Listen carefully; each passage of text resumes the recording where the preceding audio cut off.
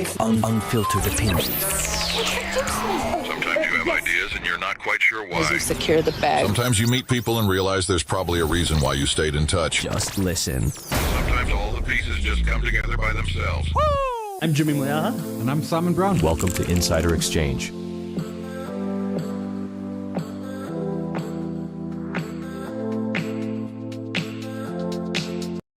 Good morning. Welcome to another episode of Insider Exchange on this rainy Monday morning in Johannesburg. If you're in different parts of the world, as I was over the weekend, the rain seems a bit confusing. Nonetheless, we will get straight into matters. We're going to be taking a look at all of the data that's coming out this week. We have earnings, and more earnings from the US, from South Africa. All sorts of companies are reporting and giving us updates about how well they are doing or how well they are not doing. We're also going to see if we can take a look at some other US data points and any other news that might be cropping up throughout this week. I want to start off with the boxing match that didn't happen. I was expecting punches. Oh, yo. I thought JD Vance was just going to get up and punch somebody, and then I thought Zelensky was going to dance his way around it. That's a bit of an awkward meme. You'll find it on the internet, folks. But yeah, nothing happened. It was a weird meeting. How do you summon someone or invite someone to the Oval Office and then speak to them in that manner? Well, this is the Trump-like. Trump presidency playbook, right? I mean, this is not unusual. No, it's unusual, but it's not out of how Trump rocks and rolls. This is what he does. And so it got messy, and the press conference was cancelled, the lunch was cancelled, the signing of the mineral agreements was cancelled, and instead he went to Europe where they do like him because, well, I mean, truthfully, this is more of a direct issue, the war in Ukraine, to Europe, right? This is a European war. It's important to America. America has apparently decided it's not, but Europe is suddenly realizing that they're on their own. And Europe technically has a bigger army than the US, spends more money than the US, has a larger population than the US, has a nuclear umbrella from France and the United Kingdom. So, I mean, technically they can go it alone. They haven't in a very long time. Yeah, and I don't know if it's the smartest thing to do at this point. I mean, granted, when I saw the snippets of the interview with Trump, I was like, this is probably why I stopped watching The Apprentice all those years ago. But from a European perspective, you want to consider your options, right? So the last time Europe decided to poke away at Vladimir Putin, he cut off the gas supply, right? Yeah. Well, that's just it. And they've been struggling with that. I also can't help thinking that, I mean, Ukraine's done great. Make no mistake. We just passed the 3rd anniversary of it. But the longer the war goes on, the better it is for Russia. Absolutely. And also, I mean, reports that Russia's starting to get more efficient with their drones and stuff. So, I mean, there's going to be peace. It's not going to go back to, pre-2014 borders, which would include the Crimea area, which he took in 2014. But it is... This is a complete new realignment of global politics. I mean, in the weekend, all the talk was that, was it Vance who said it, that they should exit the UN, that America must exit the UN and NATO. Now, the UN's not much of a muchness, but I mean, it's pretty much all we have. Basically, yeah. So the interesting thing about all of that as well is, I think I read something about just the war tactic from a Russian perspective.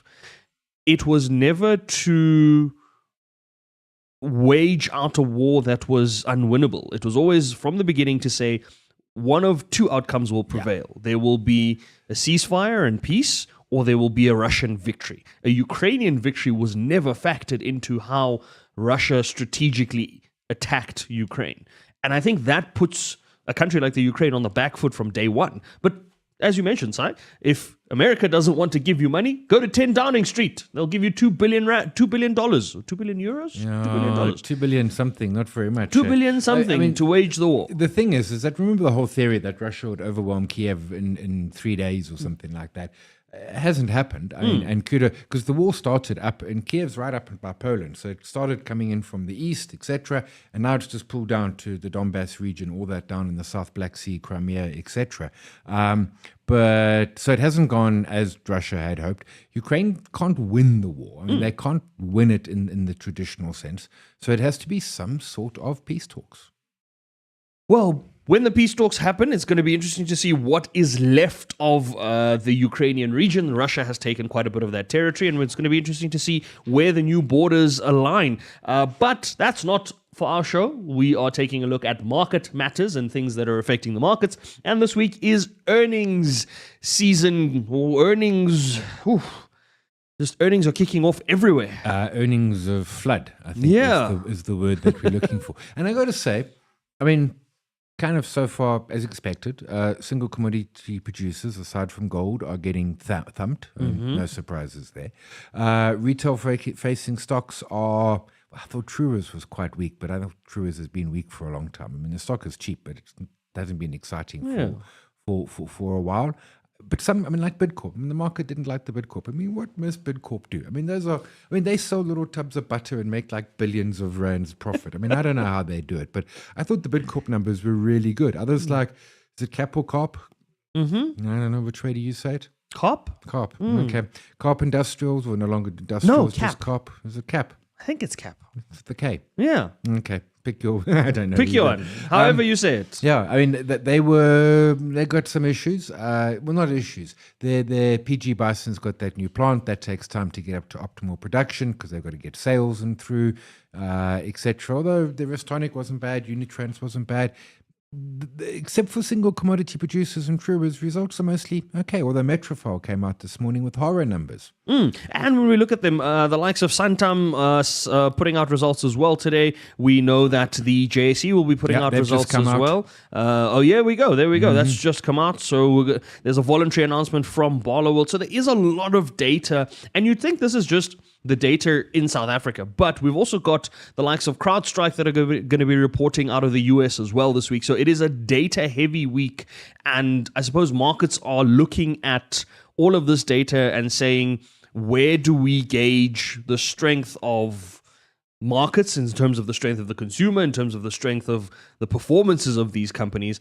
And I think for the first time this year, at least, for the first time in a long time, we're looking at other data points, but we're all still, I guess, eagerly anticipating tech data out of the US, even though those valuations don't make sense. No, so the NVIDIA results, what did they do? They beat expectations. What is the expectation? That they will beat expectations. So they beat expectation and stock went down. I'm interested in the CrowdStrike ones. I hold it. I also hold NVIDIA.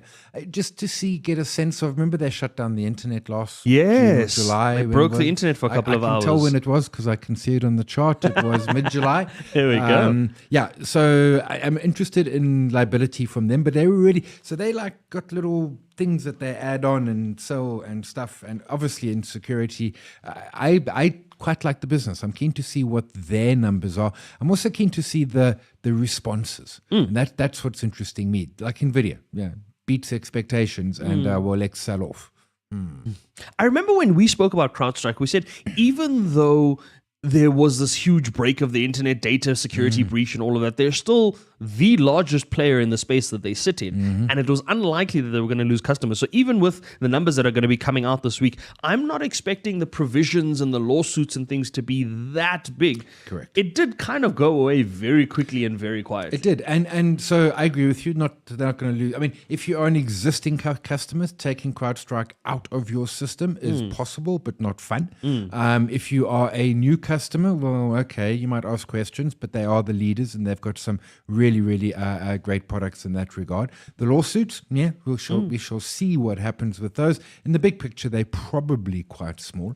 But it is, it's now all just about security, right? That's the new thing. I mean, there was that exchange that got hacked, $1.5 billion of Ether. Crypto exchange. Yes, now that we're on crypto. So here's the thing about a strategic reserve. Yes. Understand what a strategic reserve actually means. Yes, they will buy some and the like, but strategic is the operative word there, which means America considers it important to their national strategy, which also then says, surely, under things such as eminent domain and taking without paying, that they can take your crypto. Yes, because it's a matter of national security. Exactly. So Strategic reserves. Careful what you wish for. Strategic reserves, in terms we understand as South Africans, might be likened to something called expropriation. So good luck to that. There's a lot of conversation around that. There's a lot of conversation around whether or not the strategic reserve play is a good play, whether or not it makes sense. And if you look at the history of, and I suppose we could do this as a deep dive as well, the history of fiat currencies and how America made the US dollar the dominant currency, this could be another play at wanting to peg your dollar against something else because there's nothing else to peg it against in the world. You can't peg it against nothing you can gold peg it to because, now. if you go Jenny's back gone. to the gold standard, you then run the risk of countries like, or regions like Saudi Arabia and the Middle East and even Africa having far better valuations on their currency than you purely because of the gold reserves that they have.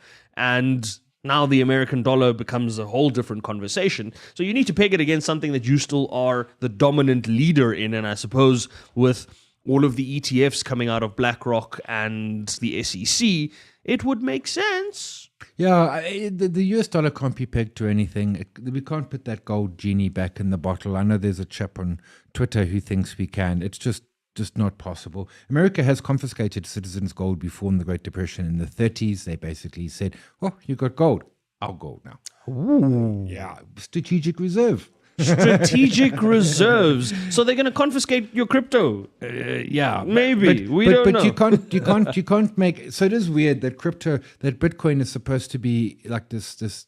Doesn't care for fiat. But what do we always quote Bitcoin in? Fiat. Dollars. Yeah. Fiat. So, but we can't peg the dollar to fiat to crypto. To be fair, we do have the Orange Mussolini in charge. He could peg anything to anything. Well, so look, you can do anything. You could even take it back to the gold you standard. can What sign the an heck? executive order that says English is the official language of America. It was the there we latest go. And we're executive. going back to plastic straws because paper straws suck. So if you can sign those Well, they don't executive suck. orders, well, there we go. That was the problem. That was the problem. Well, there you go. You can actually decide to sign an executive order for anything, including setting up strategic reserves, and we'll see whether or not that results in people losing their Bitcoin because the US government deems it necessary. Yeah. That's awkward. It's a grift. I'm being polite there. It's a grift, and that is the polite way of putting it out there. Shout out to our TikTok community. We haven't forgotten about you guys. Thanks, as always, for dialing in and for joining us on these live streams and for engaging in the content. And we're going to put that out there to you for you to let us know how you feel about it. If we were to look at rejigging the world and starting over and burning all the currencies and starting afresh, should we go back to the gold standard? Should we not? Should we peg everything to Bitcoin? Should we not? Let us know. We'd love to hear your thoughts. Very, very interesting times indeed. Before we wrap up Market Matters, let's look ahead to some other data points this week. We know that we've got US jobs data out this week as well. That's not going to be too surprising. I think they're expecting to add 160,000 jobs from that perspective. I think we're beyond the days of the US jobs data shocking everybody. I think the market has calmed down. Yeah, until we get a shocker number, which is like, but of course, but I agree with you. No, I mean, the US jobs data just for I don't know, ever since pandemic, it's sort of rebalanced itself. What you look for is wage inflation. It's because that obviously feeds through, but that's largely faded away to a degree. Whether all the firings from the doggy group has done anything, I don't think that's going to be a significantly larger number to really offset. So yeah, jobs data. Jobs data, and I believe Fed Chair Jerome Powell is set to address some individuals this week as well, ahead of that jobs data release. So we'll be keeping an eye on that and seeing if that's going to make a difference to anyone's lives. We have our budget speech next week, Wednesday, so we'll be doing a look ahead to that in next week's show and next week's Market Matters. So stick around for that, or tune in for that next week, rather. And we will also then be looking towards what we might see in terms of an interest rate decision later in the month. So the month of March has just kicked off. We've got a slew of data that's kicking us off this month, but also we are effectively going to be wrapping up the first quarter of 2025 by the end of March already, right? I mean, with 3 months in already. I hadn't thought of it. And then April's a lovely one because it's just full of public holidays. 1, 2, 3, 4. It's like there's so much holidays in April. Love holidays. So we take a break in April and then But, we'll still be here. Don't worry. We won't leave you out in the cold as we go into winter. But for now, we're going to leave Market Matters on that note. Thanks, folks, for tuning in. Remember to give us your thoughts around whether or not we move away from fiat or what we move to, or what the world would look like without currencies and governments deciding to print their own paper. Complete anarchy? We don't know. Let us know. For now, that's Market Matters.